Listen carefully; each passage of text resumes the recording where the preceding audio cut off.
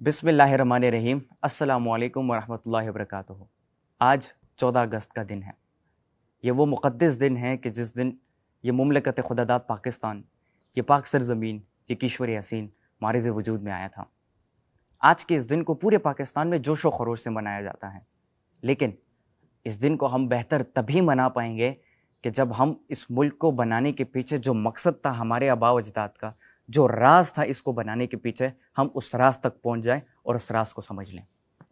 यह राज वो राज है कि जिसको जब हज़रत मोहम्मद सल्लल्लाहु अलैहि वसल्लम ने उठाया तो इस्लाम का गलबा पूरी दुनिया पे छा गया, और यहाँ तक कि वो रोम और फारिस से भी टकरा गए। ये वो राज है, ये वो सोच है, ये वो ताकत है कि जब उस्मानियों ने इसको उठाया तो 700 साल तक उनकी हुकूमत कायम रही थी। और इसी 700 साल के अरसे में तिब, केमिस्ट्री, फिजिक्स, एस्ट्रोनॉमी और साइंस और मैथमेटिक्स जैसी जितनी भी फील्ड थी उनके कोई सानी नहीं था, कोई मुकाबले का नहीं था उस्मानियों का। और यही वो ताकत है कि जब बरसग़ीर के मुसलमानों ने उसको उठाया तो एक पूरे कौम को, जो कि एक नामुमकिन काम था, उसको मुमकिन करके रख दिया और एक पूरी मुल्क को आज़ाद कर दिया।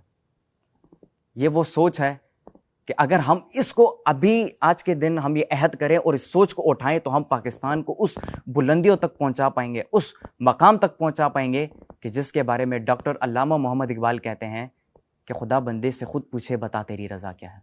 और ये सोच ला इलाहा इल्लल्लाह है कि नहीं है कोई लायक इबादत के मगर अल्लाह।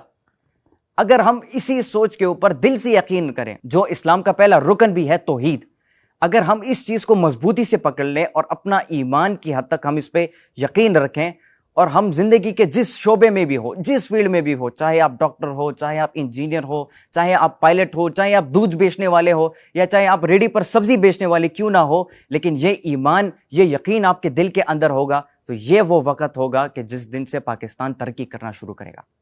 आज के इस दिन आए हम ये अहद करते हैं कि हमने अपनी इस पूरी कौम से झूठ को मिटाना है, धोखे को मिटाना है, बुग़्ज़ को मिटाना है।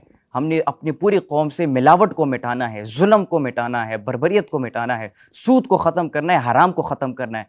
आज के इस दिन अगर हम ये अहद करें और अल्लाह के साथ अपना मजबूत ताल्लुक़ बनाएं तो मैं समझता हूँ पाकिस्तान इकोनॉमिकली भी डेवलप होगा, पाकिस्तान हर लिहाज से डेवलप होगा। हमारे पास सबसे बेहतरीन फ़ौज भी होगी, हमारे पास सबसे बेहतरीन कैपिटल भी होगा, सबसे बेहतरीन स्पोर्ट्स हमारे पास होंगी। इकोनॉमिकली पाकिस्तान को कोई मुकाबला नहीं कर पाएगा। एक्सपोर्ट्स में, पाकिस्तान की प्रोडक्शन में दुनिया में इसकी कोई मिसाल नहीं होगी। हर एक फील्ड में जिस तरह उस्मानी थे और जिस तरह अरब के लोग बने थे, हम रोम, फारिस, उससे बड़ी बड़ी ताकतों को हम शिकस्त दे पाएंगे। लेकिन अगर हम इस सोच के ऊपर काम करें और इज्तिमाई तौर पर और इनफरादी तौर पर इस सोच के ऊपर हम अमल करें, हम झूठ को, धोखे को, बुग़्ज़ को मुआशरे से मिटाएं, एक दूसरे से मोहब्बत करें, अमन के साथ रहें, जुल्म को ख़त्म करें, धोखे को ख़त्म करें, तब पाकिस्तान को हम तरक्की दे पाएंगे और तब हम इस दिन को बेहतर तरीके से मना पाएंगे। आजकल जब भी जो 14 अगस्त आता है तो लोग जो है मोटरसाइकिलों से साइलेंसर निकालते हैं, ट्रैफिक जैम करते हैं और दूसरों को तकलीफ़ देकर वो जो योम आज़ादी है उसका एहसास करते हैं, यानी पाकिस्तान की आज़ादी का एहसास दूसरों को तकलीफ़ देने से दिलाते हैं, जो कि सरासर गलत है। ये तो आप उल्टा पाकिस्तान के साथ नाइंसाफ़ी कर रहे हो।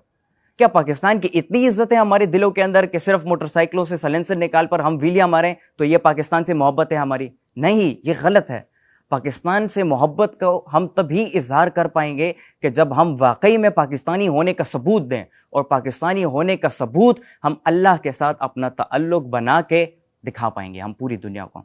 अगर हम अल्लाह के साथ अपना ताल्लुक़ बनाएं, हम नमाज़ पढ़े हैं, हम झूठ को ख़त्म करें, तो यकीनन पाकिस्तान को तरक्की करने से कोई नहीं रोकेगा और पाकिस्तान उस मकाम तक पहुंच जाएगा कि जिसके बारे में अल्लामा इकबाल रहमतुल्लाह अलैह कहते हैं कि उस कौम को शमशीर की हाजत नहीं रहती, वो जिस कौम के नौजवानों की खुद ही सूरत फौलाद। तो हमारी नौजवानों की खुद ही सूरत फौलाद हो जाएगी, हमें शमशीर की हाजत नहीं रहेगी।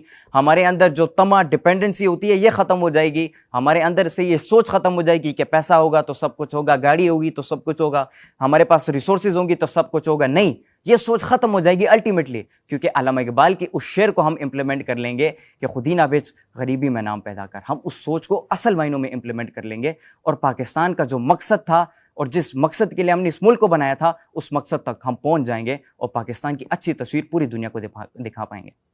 देखें, पाकिस्तान का लफ्जी मायने ही पाक सरजमीन है, यानी ऐसी जगह जहां पे पाक और साफ रोक लेते हो।